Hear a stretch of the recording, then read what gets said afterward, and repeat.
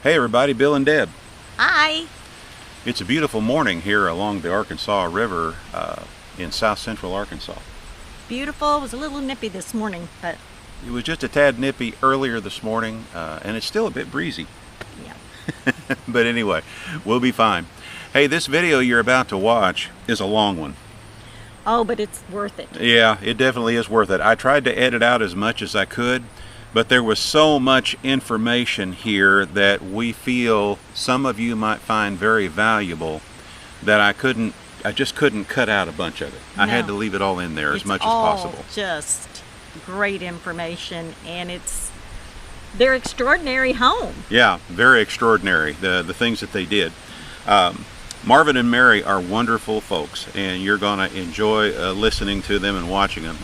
We had the privilege of them being our neighbors for 2 or 3 days while we were at Shepherd State Park down in southern Mississippi, and we thoroughly enjoyed visiting with them and hearing about all the places they've been and the things they had done in their previous life before they took up full-time living in a cargo conversion trailer. And I think you're going to love them too. Now, Marvin has a few mobility issues, and because of that he designed his particular conversion to accommodate his particular needs. Now, as with all conversions, there are going to be things in here that some of you would not do, no matter what. But there's also a lot of stuff in here that most of you could possibly use. I'm particularly intrigued by the way he arranged his battery bank, and also by the way he dealt with his gray water. And that particular segment is towards the end of the video. So if you can't watch all this video right now, save it to come back to it later, because there's a ton of information here that we're certain some of you might find helpful. So anyway, we hope you enjoy the video. All right, I'm standing here with Marvin and Mary, and they have an awesome 8.5 by 24. Is that correct, Marvin? Correct. You all went full-time in this thing as of the 20th of last month. as of the 20th of September. Yeah. And today I believe is October the 6th. 6th it is. If I remember. Yeah. So because Marvin has a little bit of a mobility issue. A bit of a mobility. Marvin kind of supervised, and Mary did a lot of the construction work. Is that correct? She did. Oh, you look so nervous, Mary. You're so afraid to say anything. Along with her 16-year-old nephew, he was a lot of help as well. Yeah, I remember you mentioning him. And that's great that... His name is Juan. His name is Juan? Okay. So Juan, your 16-year-old nephew helped you with it too, and that's just absolutely awesome. So what we're going to do, we'll do a quick walk around, right quick on the outside, and point out a few things.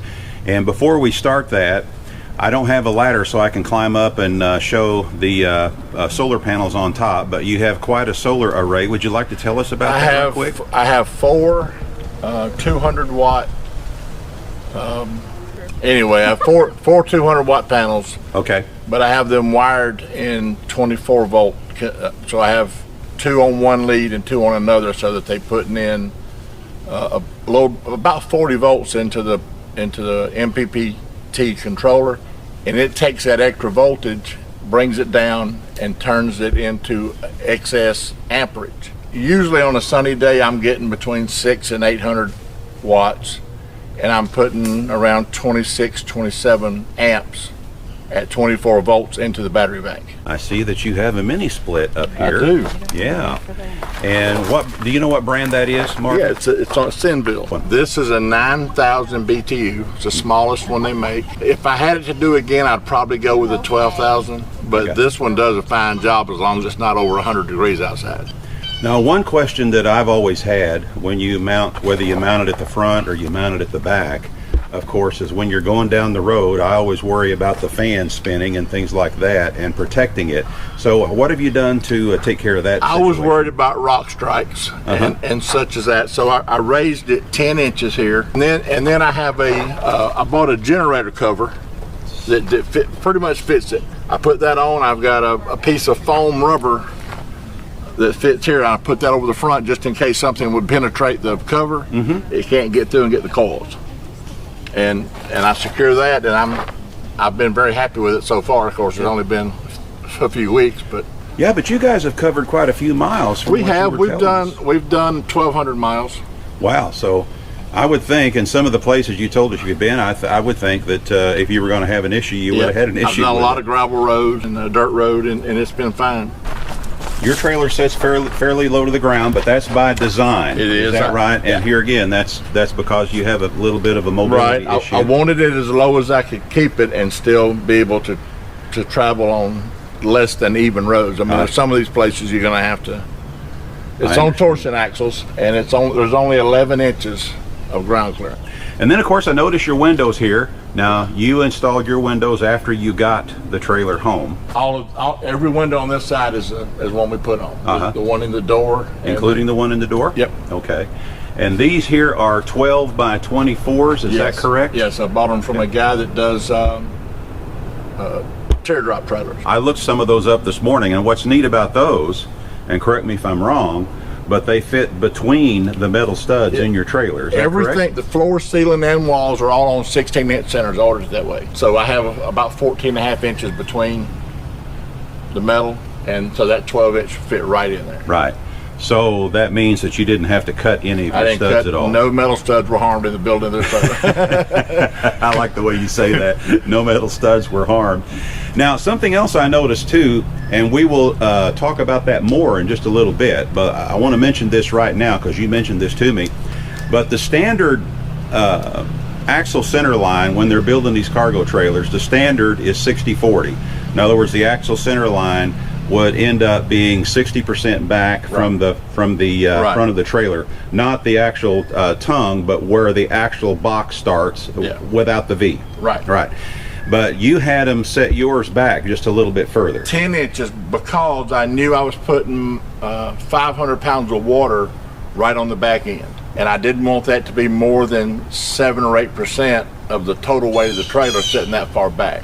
As it is right now, I'm 7.5% of my weight is in the water when it's full, and it pulls true. There's no sway issues. I don't have any galloping issues, none of that. Fantastic. Well, I know that some folks might be concerned about that, so I thought we'd mention it. I did a lot of math, a lot of careful math before I ordered it. I understand. All right, well, we're going to be right back in just a second. We're going to go take a look at the garage in the back and the nerve center of the trailer. So we'll be right back. We're back here at the nerve center, and wow, when you first showed this to me, I was just, I thought, my, how awesome is that? So I'm going to let you talk us through it and tell us all about it, how it works. I knew that everything was going back here, so I laid all of the components out across the back, and I sat here in the chair one day and I just tried to figure out how I was going to run the wiring, how I needed to separate it. And what I did is put my solar over there, all my 12 and 24 volt here, 110 volt here. So my 110 volt comes in. I have a hardwired surge protector, so it's not sitting out here, nobody can steal it. It's right there. The only thing about this, when you plug in to 110 volts, this takes 128 seconds to check everything and actually turn the power on to the box. Okay. And that's the longest 2 minutes and 8 seconds. It seems like waiting for the red light to turn green and know you got power. There's 12 individual circuits, which is way overkill. I know that. But I ran a lot of 30 amp wire for 20 amp circuits because I didn't want to have any issues with wiring later on. And everything has its own circuit. So if something goes wrong, I know exactly what wire it is. And on the inside, I can take trim down and get to all my wiring. To me, that really makes sense. It really does. Yes. And I've seen you and others do that where your wire is accessible, and it just made sense to me. So this transfer switch, if the AC power cuts off, it immediately goes to the inverter. Okay. So the inverter then picks up and provides my 110 volt power. So you don't have to do any manual switching or anything. No, it does it all by itself. It's all automatic. All automatic. Fabulous. And this is wired very short cables. The battery bank is right on the other side of this wall, just right there. So the cable is 3 feet long at the most. And this little baby right here is my battery charger, 24 volt battery charger, because my bank is 24 volts. I can plug my generator, which is only an 1800 watt generator, directly into this box alone. I have an extra cord here that I carry just for that. That way I'm not limited by what I can run off my generator. I'm still putting 24 amps in my batteries all the time. All the power's coming through my inverter, and I can run 3,000 watts, which I don't have 3,000 watts of stuff to run at one time. So it doesn't, it may gradually pull my batteries down if I have everything on at once, but as soon as I turn something off, the batteries then start coming back up. And it keeps me from having to buy a huge generator. And then I know that my generator is going to run a steady speed, because it's all it's powering is this. Right. So, and I tend to get between 6.5 and 7.5 hours on a gallon of gas that way. Aha. And most nights when we crank the generator up, if we crank the generator up, depending on the weather, we just let it run out of gas by itself, and then we don't worry about it. Next morning we fill it back up, and then we're ready for the next evening. Interesting. If the temperature is not too bad outside, we don't turn the air on, so we don't even hook the generator up. I have enough battery bank with 400 amp hours at 24 volts to easily run everything else overnight. Fantastic. And we'll take a look at that here in a little bit when we go inside. This is a 24 to 12 volt step down transformer. Mm-hmm. It takes the 24 volts from the battery, steps it down to a 12.4 volts DC constant. If I had a 12 volt battery system, my voltage would vary between 11.4 or whatever up to 14. So that's exactly what all of my 12 volt stuff would get. They get a varied voltage. This way, they get exactly 12.4 all the time. No ups, downs, no peaks, no lights are always the same. Everything runs at the pump runs the same speed. So there's no variance there. And it's counterintuitive, but wiring for 24 volt only needs to be half the size of the wire if you were going to do the same thing with 12 volt, because you're only pushing half the amps. I see. So my wiring, that's why these cables here can be so small, because they don't have to be, bigger than my thumb, because they're only carrying half the amps at 24 volts than they would at 12 volts. Interesting. I have two 30-gallon water tanks, and where we are right now, we're hooked directly to pressurized water. So I have a check valve here that keeps that from running back to there. It only goes this way, right, into my pressure system. And if I need to run that, then I just fill the hoses here, fill the tanks here, and then I've got 60 gallons I can run off my water pump. So these are 30 gallons each. 30 gallons each, and my gray tank inside is just like this. I have a 130-gallon tank on the inside. There's no tanks underneath the trailer. Mm-hmm. Two reasons. It's only 11 inches of ground clearance, and I didn't want to have to worry about freezing tanks under my trailer. Because we will spend quite a bit of time in Colorado this winter, and I don't want to have to run from 20-degree temperatures just because I might have a tank freezing issue. Well, you've definitely thought of everything, that's for sure. I spent 14 months watching videos, studying, reading, because I knew next to nothing when I started. And I know enough now to be dangerous. Interesting. But because I have enough confidence in what I know that I'll just do stuff, and then if it's wrong, it's wrong. Okay, I understand that. I've been guilty of that myself sometimes. I sure have. One thing I do want to point out too, and I know they weren't here to see that when we opened the doors, but you've got a spare tire hanging on this door, and you've got another spare tire hanging on this door over here. Now that's what I call being prepared. Well, that decision was made for me. When I bought the tires and rims for this trailer, because I didn't want the ones that came with the trailer, I wanted something heavier, a little heavier. they came in 2s. I couldn't buy 5, and I had to have a spare, so I wound up with 6. There you go. So I took 6. I also have this little unit here. It's a battery protect. I have an app on my phone, and that 220 amp at 24 volt battery protect will tell me what the exact amperage of my battery is at any one time. And if it gets below 24 volts, it shuts the entire system down. It will not let my batteries drain so low that it can harm them. I see. 24 volt batteries. The cells are 3.3 nominal. When they get down to 3 volts each, which would be 24 volts, that's about as low as you want to take them. They'll go lower, but if you're going to get 5,000 charge cycles out of them, you want to keep them in that 80-90% range.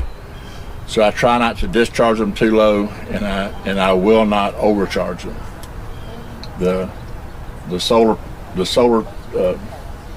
controller there won't let them overcharge, and if it shuts off and I'm just running this, I'm monitoring it with the battery protect, so I know exactly what the voltage is. I never let it get above 27.2. Great. Well, I know I've learned a bunch of stuff since I've been visiting with you the last couple of days, that's for sure. Well, that's a trade-off, because I learned a lot from you. Well, and I appreciate that. And you've given me a lot of stuff to think about if Deb and I decide to build our next one. That's absolutely a fact there. So we're so happy we got to meet you and Mary. One more thing I'll point out, and you don't have to follow me around for that, but I'm going to show everybody where your city water inlet is. Yes, I have and your gravity fill. Pressure. So you got your city water inlet, and then of course you have your gravity fill right here, and this is your 30 amp power inlet right here. And for those that worry about egress, we have that window there is one we had installed at the factory. It has 2 little red handles on the inside, and it swings out on the hinge at the top. And my intention is to put a fold down step right there so that I can step out onto that and step down on the ground if I ever have to use it. But right now I just have to dive out head first. Well, Deb and I we were very adamant about having 2 means of egress from 2 ends of the trailer, you know, because you just never know what could happen, and it's just great to have another way to get out should you have to get out for one reason or another. I spent a lot of time thinking about your setup with the 2 doors, and it wouldn't work for my design, so I opted to do this instead. Well, that'll do it. That'll do it for sure. Yeah, I can see how it's hinged on top of it. It is. Let me get up closer here. It swings out. Maybe hopefully they can see those hinges up there, how that swings out. Now, they installed this at the factory? They did. Rock solid? They did. Yeah. About $300. It may be $285, but I just remember thinking that's about $300. Yeah. And that next little cover up there is a vent fan for the shower, because my wife likes showers that are scalding, and humidity inside of these trailers is always an issue. Yeah. So that little cover pushes out, and there's a little fan under there that draws the humid air out of the shower while she's showering. Well, that's a good idea to get that humidity out. I'm still thinking about this window, though. You said if you thought it was around $300 around for $300 egress from the factory. They did it there. Yes, they did, and they welded a nice frame around it. Yeah. I did, when I pulled the walls down on the inside, pulled the plywood out, I did take that window out, and I was impressed by how well framed it is. Yeah. And all those screws around it are in the metal studs. Well, they framed our windows out too the same way, and I was real impressed with how they did that at the factory, for sure. But what's really sticking in my mind, I think our standard 30 by 30s we have in our trailer, which are not emergency egress, were around $250. Yeah. So if it's around $300 for this, so roughly for another $50 to have a emergency egress, that's just that's money well spent. Yeah. All there is to it. It's money well spent. And the height of that window was decided by how I can step over to get out. I understand. I put that at my height. There you go. It would probably be a little higher for most people, but that one is there for me. Well, I always wonder about that with an emergency egress window. You know, if it's too high, what's going to happen when I hit the ground? I told my wife, however skin up I get, landing is better than burning. So. That's true. There's no doubt about that whatsoever. All right, well, we're going to go inside. So, folks, we'll be right back, and we'll take over on the inside. And we're going to include Mary in this one, okay? All right, be right back, folks. All right, we decided to start at the back of the trailer and work our way forward because while everybody's still got your battery, your setup in your garage, which is behind that wall. It is. We'll go ahead and talk about that. But first, what I want to mention before we show everybody the battery bank is this mattress is a really nice mattress. You want to tell us about that? We bought it from Amazon. We had one in our house, a king size like this, and when we were talking, and I wasn't trying to convince her to do it, but I was, trying to give in as much as I could to her needs. She requested very strongly that we have a mattress, if not the same size, at least the same quality. It's the same quality, the same mattress, but in a smaller size. So if you'll pull that corner up, Mary, I think the name brand's on that corner. Do we have a corner? Maybe you Yes, have a corner. I'll pull this right there on that corner, I think it is. It's a Lucid brand. Okay. Well, I know There I it is, sat on Lucid. it. I sat on it, and man, it felt every bit as good, if not better, than our 12-inch thick memory foam that we have. Now, how thick is this one here? It's 13 inches. Okay. And it's a hybrid. It's memory foam on top, but it has coils on the bottom. And when we've stayed in some very nice hotels, and every time we do, we say we miss our mattress. We want to get back to our bed because we don't know any other to sleep as well. So this mattress is not a lightweight mattress. No, it's 110 pounds, I think it is. Okay. So you've accommodated the weight so you can raise it. So why don't we go ahead and raise it right quick? Is that my wife? I researched and found what I thought would work and bought it, and I sat on the bench over there and watched her install these things. She installed them. So if I can do it, anybody can do it. There you go. There you go. Wow. So that mattress weighs, at least 100 pounds, if not more. Yes. And the hinges are way back there, so there's a lot of leverage. Yeah, so you're not lifting just part of, you're going all the way back to the back of the mattress. Right. I'm hoping the folks can see those hinges. Those lifting, what do we call them? The cylinders. Yes. Those cylinders. Pneumatic cylinders. And I'm hoping they can see that. And but anyway, there is the battery bank. There's the battery bank back there. That is 16 200 amp hour cells at 3.3 volts each. So I've made two 24 volt batteries at a total of 400 amp hours, which is equivalent to 8 of the Battleborn 100 amp hour batteries. I see. Well, I'm telling you right now, Marvin, what's going to happen, and you'll have to monitor this video for a while because there's going to be a lot of folks that have a lot of questions.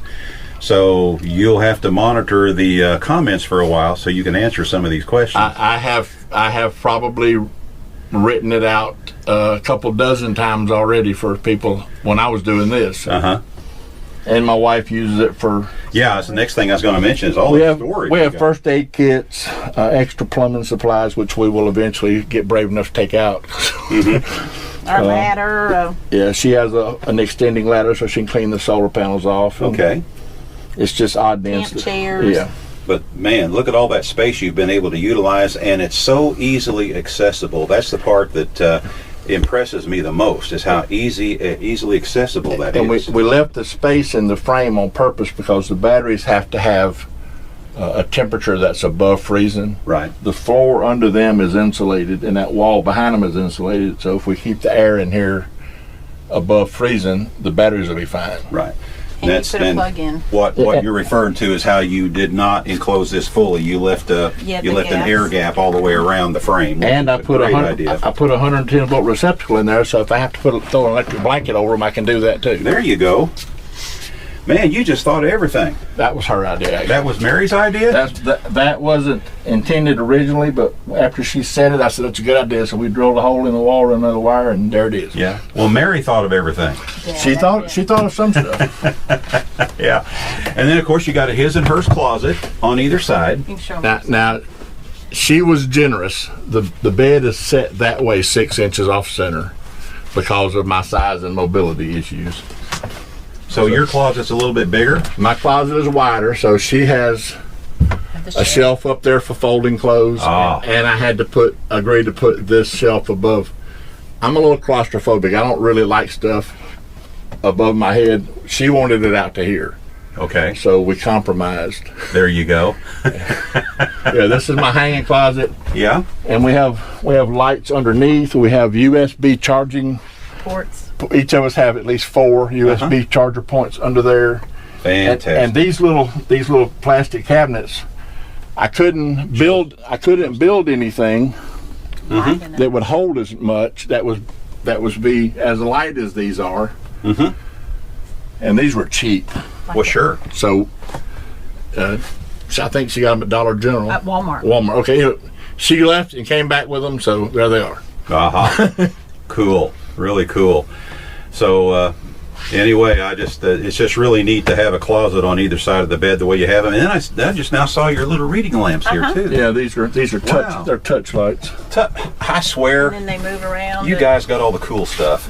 And she wanted this end wall to match that end wall. So we have some of the kitchen backsplash up there, and the area where the air conditioner is mounted matches the headboard. Yeah, we'll show that to the folks here in a little bit. So remember that, folks, and you'll see how it matches on the other end of the trailer here in just a little bit. And I don't understand the thing with pillows. Every night we have to find somewhere to put all these pillows because they don't sleep with us. It's the same in our house, Marvin. It's the same in our house. But I acquiesce, and there they are. Okay, so then this is Mary's extra shelf up here. It is. Yeah. And behind that is a wire race. Same thing on this side. Yeah, yeah. And I wonder where you got that idea to run that wire chase along there. Some guy has a channel called iRide, and I saw it on his channel. So all your wiring there's no wiring inside the walls, correct? Except what runs directly to the receptacles underneath. I got you. Okay, but your main wiring all runs behind these chases. All the way to the refrigerator on that side. So you have easy access to them. On this side, it goes all the way around to the kitchen. Gotcha.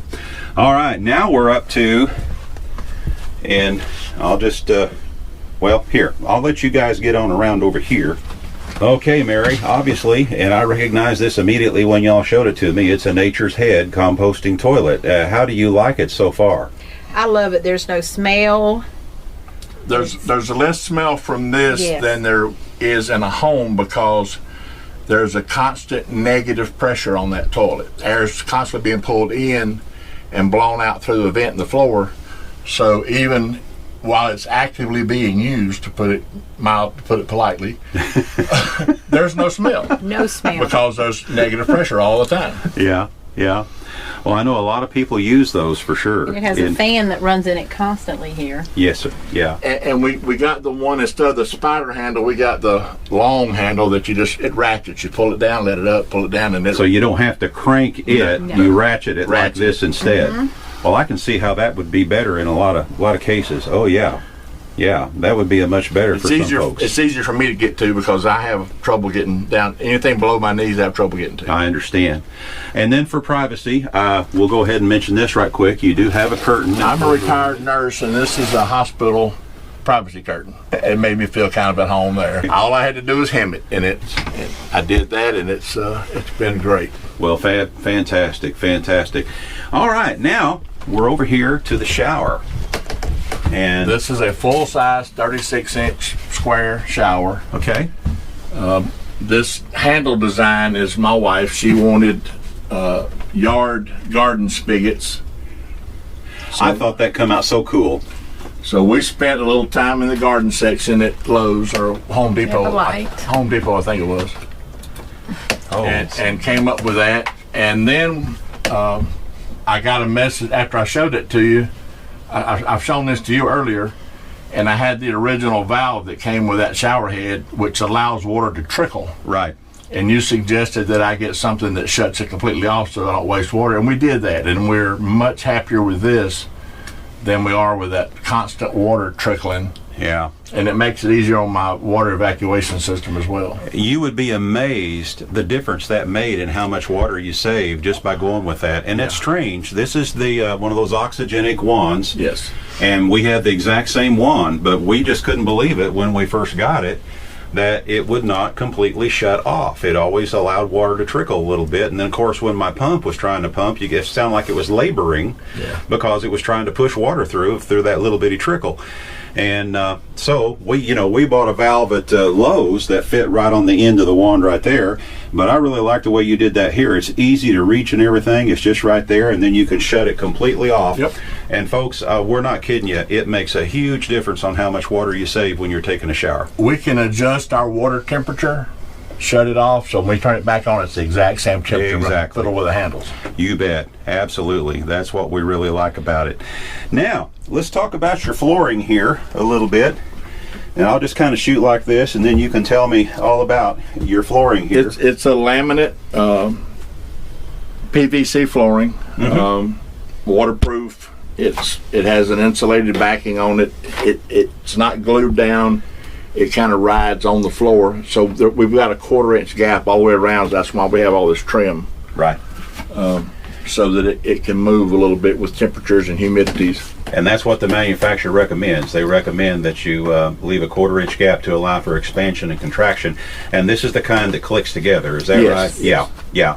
And my son laid this for me. I sat here and watched him lay it. Well, fantastic.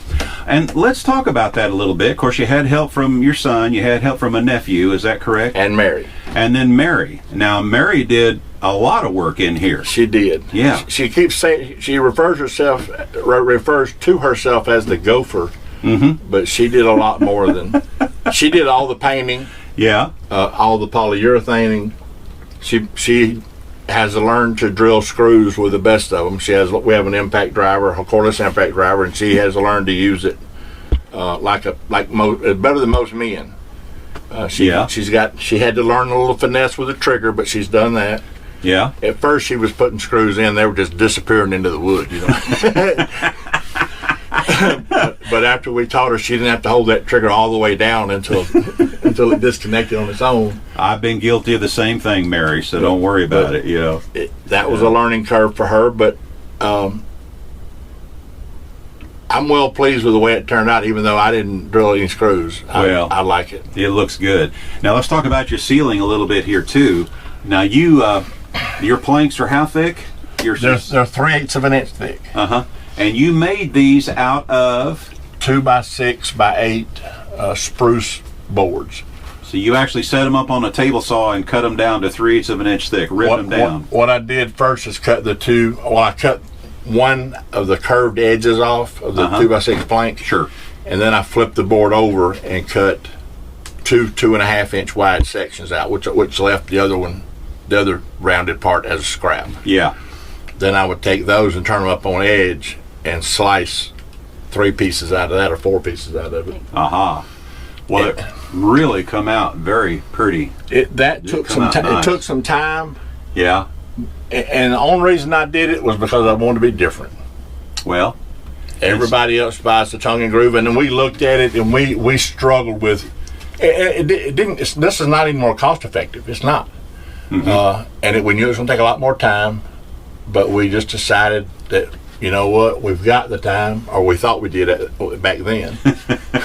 So then time starts getting away from you, doesn't it? When we started this in April, I was thinking, man, I'll be through at the end of June. I'm going to tell everybody July just in case. Yeah. And September 19th, we finished putting the trim around the front door. Yeah. And we left the next day. And then you left the next day, and you've never looked back since, right? No. There you go. All right. Now you've also got, I know you've got wiring running down the center here, so you also, for your lighting that goes down the center, plus your two, are these fantastic fans? That is a fantastic fan, and that's an unpowered vent. That's the one that came. I got you. Okay. But your wiring runs down a chase, and that's what that 1x6 is for, or 1x6. Okay, yep. 1x6. Yep. And then so you have access to all that wiring if you need to get to it as well. Yes. Right there. All right. Well, let's talk about your fridge. While we're here, I'll go ahead and step on up here.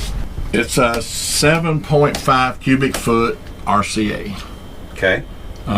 We got it on sale for right at $200. I was actually looking at something a little smaller than that, but when I saw the price, and I couldn't say no. And it's actually a residential fridge. It is a residential 110 volt fridge. Now that's something we've never mentioned up to this point, but you're Total Electric, is that right? I am. No butane, no propane, no gas. It's all electric. Cool. And when you're going down the road and stuff like that, your battery bank and everything has no issue keeping this thing cold while you're going down the road? None at all? At home, I've charged the batteries up to 26.5 volts. Went back and turned the solar. I have a switch I can flip the solar panels off with not charging. Unplugged it and ran this fridge for over a week. And still had power. Wow. Then of course you got a microwave up here. Yep. Now is this a pantry behind this curtain? It is. Okay. It's quite full. Yeah. And what you did to keep things from falling out, I put a lip around. Yeah, and that feels like that's a good 1.5 inches. It's at least an inch. Some of it's 1.25 inches. Okay. Yeah. Okay. Yeah, it goes to about right in there somewhere is where it goes. So that work does good, I'm sure, keeping everything. Potatoes and onions down there. Shoe bins under the fridge so we don't track up our trailer. Man, oh man, and we're not done yet. And is this another pantry over here? This is she wanted a linen closet. Oh. This was not in the original design, but there's her linen closet. Okay. Linen combination utility, so she has her broom and a vacuum cleaner. And that is the shower sump. Yeah, we want to talk about that. Since you, and let me see if I can get a good shot of that for everybody. That piece of engineering is stolen from sailboats. In sailboats, you don't want to let shower water run into your bilge. So it collects in a sump and you shoot it overboard. What we do, the shower drains into this box, which will hold 1/2 to 3/4 of a gallon. And there's a bilge pump float and motor in there. And when the switch is high enough, it'll kick on the motor and pump that water behind, around, and into my gray water tank, which is directly under that sink. And the sink drains into the gray water tank. The sink drains directly into it. And how big was your gray water tank again? 30 gallons. 30 gallons. So that is so cool. And man, when you told me about that, and then of course you sent me the link to that particular item, my wheels started turning. I got to tell you, my wheels started turning. That is just really awesome. So you elevated your shower floor so 3.5 inches. So it would drain down to the the inlet. Right. It's about an inch and a half drop. That's all it is. Right. And then once it gets to a certain point, the float lifts up. It floats that float. It kicks that bilge pump motor on, and it pumps it. It may be on 3 seconds. That's all it takes, and boom, it's gone. Wow! It kicks on, and you'll hear it when you're sitting in the shower. You'll hear it go bzzz. And then 30, 40 seconds later, do it again. I'm telling you right now, a lot of our followers are going to have lots of questions about that. So be prepared. I'm hard to miss. And I'll try to post the link to that in the description also, to that particular piece of equipment there. And it's not all that expensive. You told me you got it for around $100, and I think when I looked at it, it's went to like 120 or something like that. 113 right now, I think it is. Oh, really? Okay, yeah. Cool. Now, tell us about your washer. Now, this is a combination washer and dryer? No, it's just a washer machine. Gotcha. And it's the only thing in here that if I did it again, I would probably leave out. Okay. When we talked about it, we talked about the convenience of it and being able to hang clothes inside and dry them, and we wouldn't have to run to a laundromat. The trade-off is it takes 5 gallons of water to wash, 5 gallons of water to rinse, and it only holds about what you can put in a 5-gallon bucket. So if you're only carrying 60 gallons of water and you want to boondock for a week, it's kind of counterproductive. Makes it, yeah. And if you're not going to be boondocking, you don't really, because you can run to a laundromat and do it. Yeah, we discovered the same thing because we set ours up to accommodate a washer and dryer and realized the same thing. So we ended up selling our little washer and dryer ourselves. So yeah, and in fact, we just got back from the laundromat and we were gone about an hour and 15 minutes, and got everything done, and now we're back for another 2 weeks. There are already plans being drawn up to put a series of, to take this out and put some drawers in there. I got you. Okay. Cool. And since you're total electric, of course, you use an induction cooktop, and you have a 2-burner cooktop. 800 watts each, and that thing does a great job. You can set it at 215 degrees and it'll boil water. Wow. And then you can turn it down to 175 and it'll simmer spaghetti sauce all day at 175. Wow. We have a single burner and we just love it. We really do love it. And we never thought about getting a 2-burner, but we may have to do that now. Yeah. And speaking of the backsplash, because we talked about that earlier, this is your backsplash here, and of course it matches what's on the back wall back there above the bed headboard. And I'll do a sweep across here like this. Those are peel and stick tiles. And I used my heat shrink gun to heat the edges of them when I needed to bend it to fit that wall. Yeah. And it did great.